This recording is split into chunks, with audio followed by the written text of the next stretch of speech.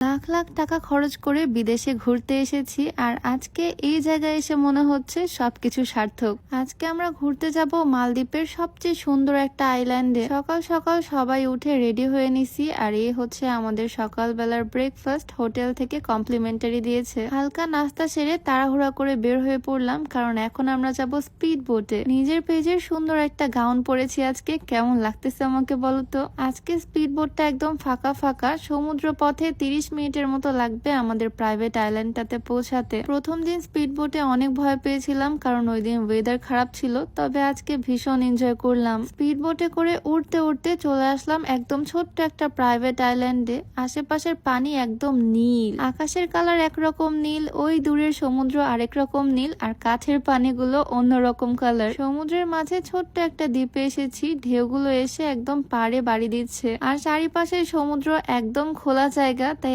এত পরিমাণে বাতাস আসতেছে মনে হচ্ছে আমি নিজেই উড়ে যাব। আমরা যে আইল্যান্ডটাতে আসলাম এইটার নাম হচ্ছে সানসিয়াম ওলহু ভ্যালি। এখানে এন্ট্রি ফি ছিল 65,000 টাকা, যেটা শুনে আমি একদম অবাক হয়ে গেছি। আসলে বিদেশে ঘুরতে আসলে কোন রকমের এস্টিমেট বাজেট নিয়ে আসা সম্ভব না, বাজেট সবসময় ওভার হয়েই যায়, আর এই মালদ্বীপ দেশটা অনেক বেশি এক্সপেন্সিভ। যাই হোক, ফাইনালি চেক ইন শেষে আমরা চলে আসলাম এই পুরো আইল্যান্ডটা ঘুরে বেড়ানোর জন্য। ছোট্ট ছোট্ট এই বাসগুলো পুরো আইল্যান্ডের মধ্যে চলে, এক জায়গা থেকে আরেক জায়গায় ট্রান্সপোর্টের জন্য এই বাসগুলো ইউজ করা হয়। সিস্টেমটা আমার কাছে খুবই ভালো লাগছে। এই ছোট্ট ছোট্ট বাসগুলো দিয়ে আইল্যান্ডের যে কোনো বিচে বা যে কোনো জায়গায় খুব ইজিলি মুভ করা যায়। আমাদের কাছে সন্ধ্যা পর্যন্ত টাইম আছে, সুন্দর করে পুরো আইল্যান্ডটা আমরা ঘুরে বেড়াবো। আইল্যান্ডে আসার পরে ফার্স্ট ইমপ্রেশনটা আমার খুবই ভালো ছিল, আর এখানে এসে তো মনে হচ্ছে আমি একদম উড়ে বেড়াচ্ছি। দুই পাশে সাগরের পানি, মাঝখানে কাঠের ব্রিজ, আর দেখো ওই পিছনে হচ্ছে ওয়াটার ভিলা। সবকিছু মিলিয়ে জায়গাটা এত সুন্দর, মাশাআল্লাহ। আর আমি আজকে যে সুন্দর গাউনটা পরেছি এটা হচ্ছে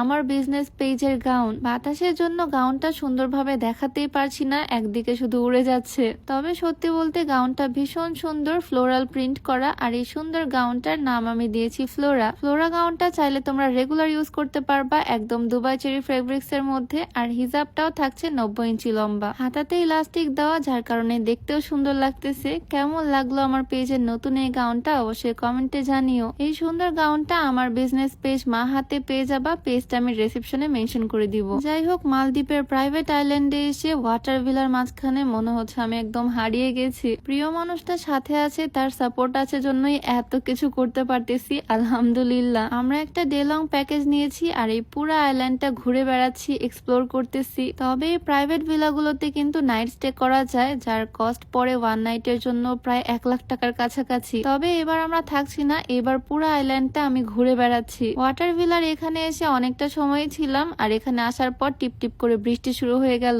মালদ্বীপে আসার পর থেকেই কেন জানি না বৃষ্টি পাচ্ছি, বৃষ্টি আমাদের পিছই ছাড়তেছে না। বৃষ্টি কমলে আবারও আমরা ঘুরতে বের হব। আর রিসেন্ট আমি প্রায় ভিডিওতেই তোমাদেরকে এই স্লিমিং টিটা দেখাই, তোমরা অনেকে আমাকে জিজ্ঞেস করো এটা আমি কোথা থেকে নিছি। এইটা তোমরা বিউটি বাই লিম পেজ থেকে পেয়ে যাবা, কোন রকমের সাইড ইফেক্ট নাই, কারণ প্রাকৃতিক উপাদান দিয়ে তৈরি। এটা ওজন তো কমাবেই, সাথে গ্যাস্ট্রিকের সমস্যাও দূর করবে। পেজটা ডেসক্রিপশনে মেনশন করে দিব, আর নাম্বারটাও স্ক্রিনে দিয়ে দেওয়া থাকবে। এই টিপ টিপ বৃষ্টি আর কমতেছে না। আসলে মালদ্বীপে আসার পর থেকে যা বুঝতেছি, এখানকার ওয়েদার একদম গিরগিটির মতো পাল্টায়। ভালো ওয়েদার থাকতে থাকতে হঠাৎ করে মেঘ চলে আসে আর বৃষ্টি নেমে যায়। তবে এই বৃষ্টির মধ্যে ঘুরতেছি, সুন্দর জায়গা এক্সপ্লোর করছি আর তোমাদেরকে দেখাচ্ছি। ছোট্ট এই ভিডিওটা কেমন লাগলো অবশ্যই কমেন্টে জানিও। দেখা হয়ে যাবে তোমাদের সাথে নতুন কোনো ভিডিওতে। সবাইকে আল্লাহ হাফেজ, আসসালামু আলাইকুম।